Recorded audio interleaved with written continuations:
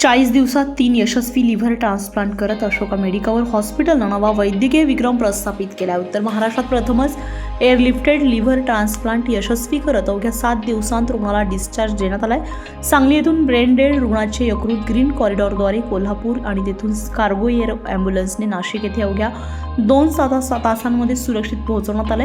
अचूक नियोजन आणि उत्कृष्ट समन्वयामुळे ही ऐतिहासिक शस्त्रक्रिया यशस्वी झाली. डॉक्टर संदीप पाटील यांच्या देखरेखीखाली धुळे जिल्ह्यातील दोंडाईच्या येथील 51 वर्षीय यकृत सिरोसिस आणि कर्करोगग्रस्त रुग्णावर यशस्वी लिव्हर ट्रान्सप्लांट करण्यात आले. शस्त्रक्रियेनंतर रुग्णाची प्रकृती स्थिर असून 7व्या दिवशी त्यांना रुग्णालयातून घरी सोडण्यात आलं. ही जटिल शस्त्रक्रिया डॉक्टर शरणकुमार नरुटे आणि त्यांच्या तज्ज्ञ टीमनं पार पाडली आहे. तर यकृत काढण्याची प्रक्रिया सांगली येथील डॉक्टर अमोल जाधव यांनी यशस्वी केले. या संपूर्ण प्रक्रियेत doctor Sandeep Sabnis, doctor Soham Joshi, doctor Amol Shinde आणि भूलतज्ञ डॉक्टर संदीप भंगाळे यांनी महत्त्वाची भूमिका बजावली आहे. अशोका मेडिकल हॉस्पिटलचे केंद्र प्रमुख अनुप त्रिपाठी यांनी सांगितलंय की जागतिक दर्जाच्या प्रत्यारोपण सुविधा आता नाशिकमध्ये उपलब्ध असून ही कामगिरी उत्तर महाराष्ट्रातील आरोग्य सेवेसाठी मैलाचा दगड ठरणार आहे. उत्तर महाराष्ट्राच्या वैद्यकीय इतिहासामध्ये सुवर्णाक्षरांनी नोंद होईल अशी ही यशोगाथा आहे.